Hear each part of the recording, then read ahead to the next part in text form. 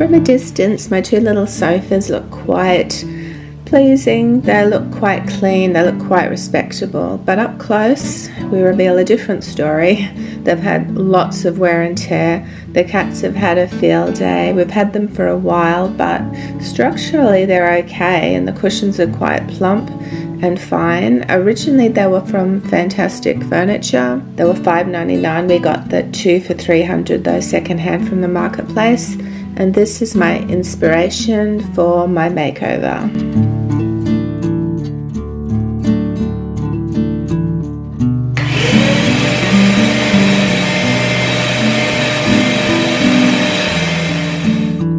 Just giving the couch a bit of a clean, and I wasn't actually sure how I was going to cover this. I thought about it for a long time. Looking at the couch though, it became clear that there were separate panels, and I decided to actually make a pattern for it by measuring the panels, cutting out the pieces and then joining them together. I will be making a slip cover for the whole base of the couch, but the actual cushions I'll be making separate covers for, so the cushions will still sit on top of the slip cover.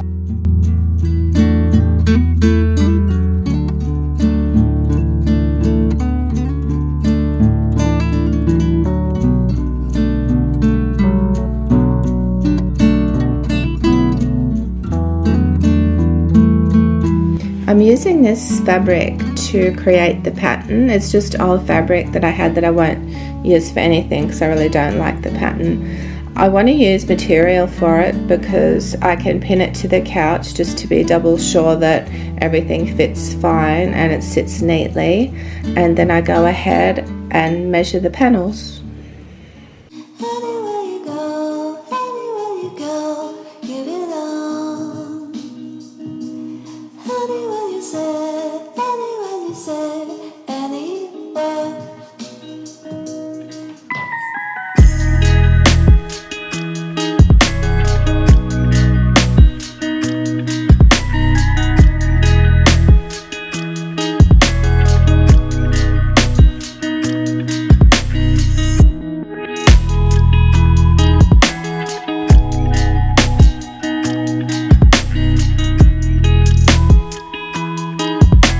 I just wanted to make sure that the fabric was square and that it wasn't crooked when I cut the first piece, so that's what I was doing there.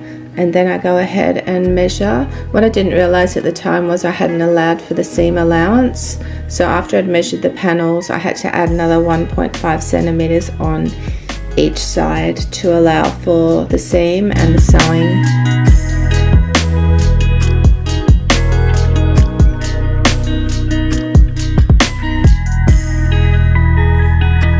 This first panel, this was the arm panel, and this was quite confusing.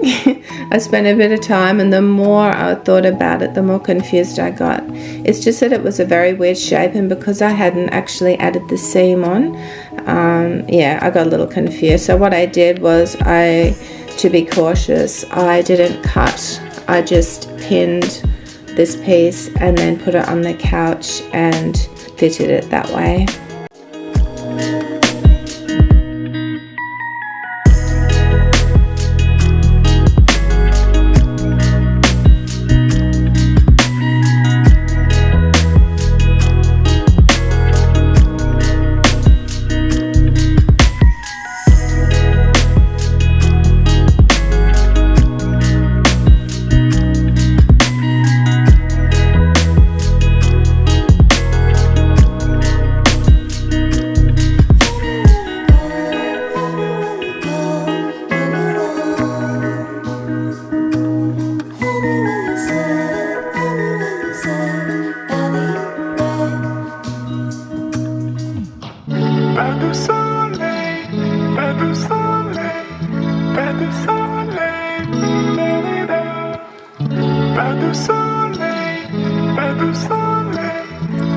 So I've finished cutting out the main pieces of the pattern and I've put them together, and I'm so pleased with the way it's sitting.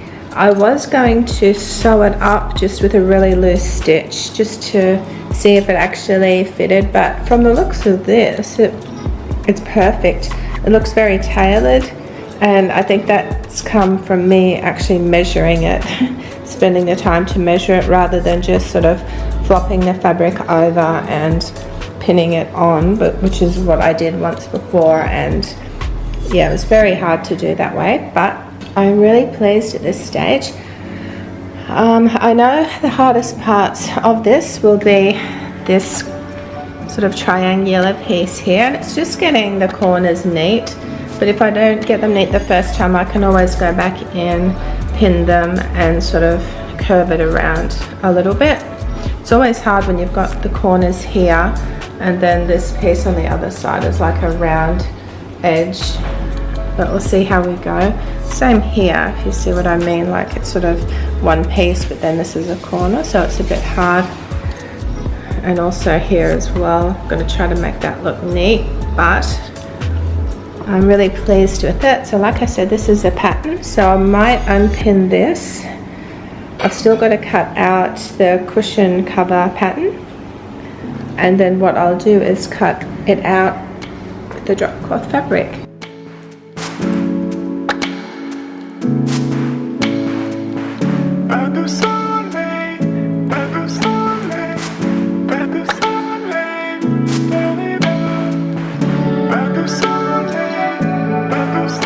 So I'm just going into Canva before I continue with the slipcover. I couldn't help myself doing this.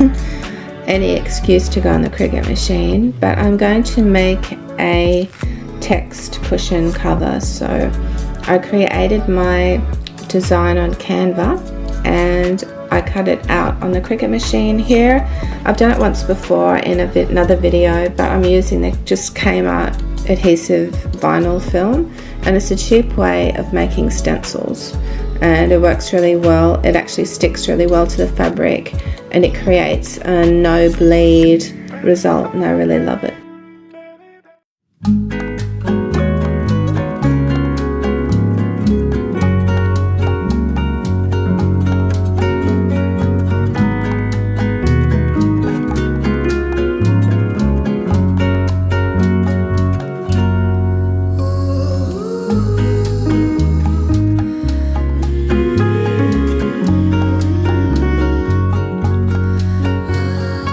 So these actually are tassels I found at Kmart. Luckily, I sort of stumbled upon them in the party section. So a pack of these, it's called a tassel garland, and I think they're for parties, but it comes with 12. So out of it you can make 3 cushions if you put one on each corner. And I'm just putting the tassels on each corner of a cushion I'm making.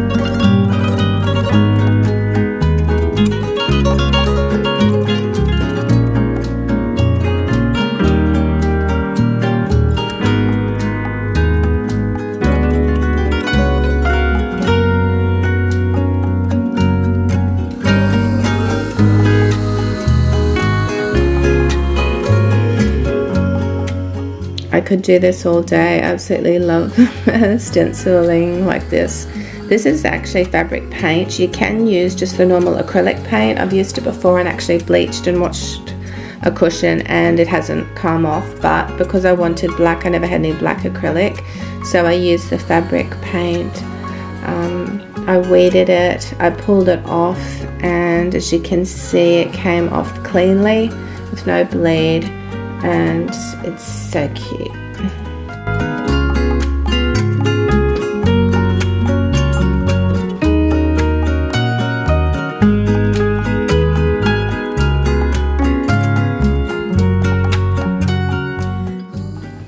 I'm using really cheap drop cloth sheets to cover the couch, and these were $14 each. I bought 2 packets. I thought one packet could do one whole couch. As it turned out, that wasn't the case. I'll have to get some more, but when I opened one packet, it looked like it had a lot of water damage, and this was all through it. It was like a pattern through the whole thing. I didn't use this one, obviously. I did wash it and it came out, but I used the other packet and that was fine.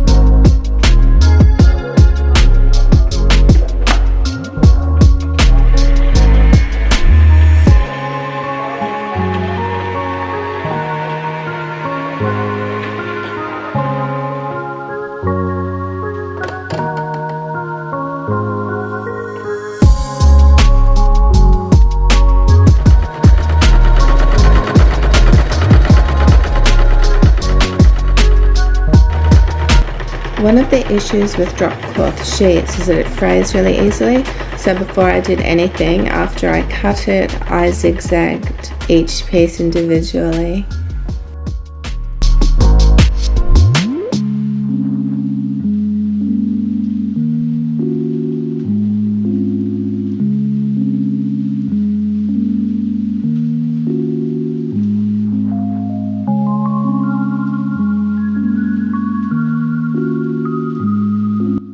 I then just joined the pieces together. So I joined, as you saw, the front seat piece and the back seat piece. I actually stitched before I then pinned the next piece on. I just thought it would make it easier. This piece actually was fiddly to sew. I found it was a bit hard sewing around the corners as well, but I did get there in the end and it did turn out really well, and I've got a bit of a tip for you coming up.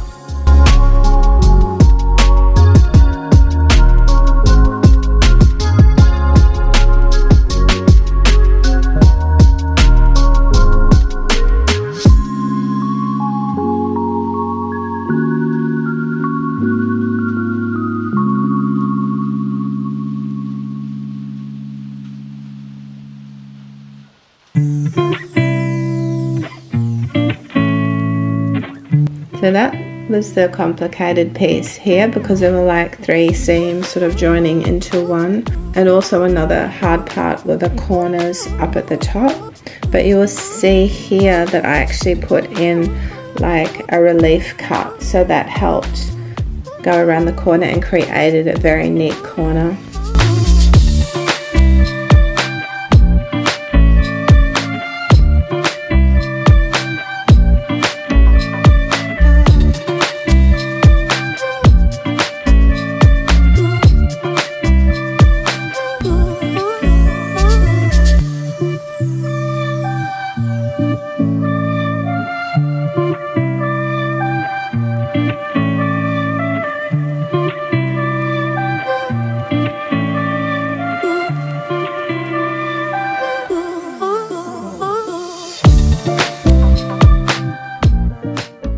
So here I'm actually sewing that front piece on, and I will tell you what to do when you get up to the corner. It can be extremely difficult to do because the material bunches up. What you do is you sew up to the width of the seam at the end, and you make like a little, it's called a relief cut, and that will help you turn the fabric with very little bulk, and so it will create a nice neat finish.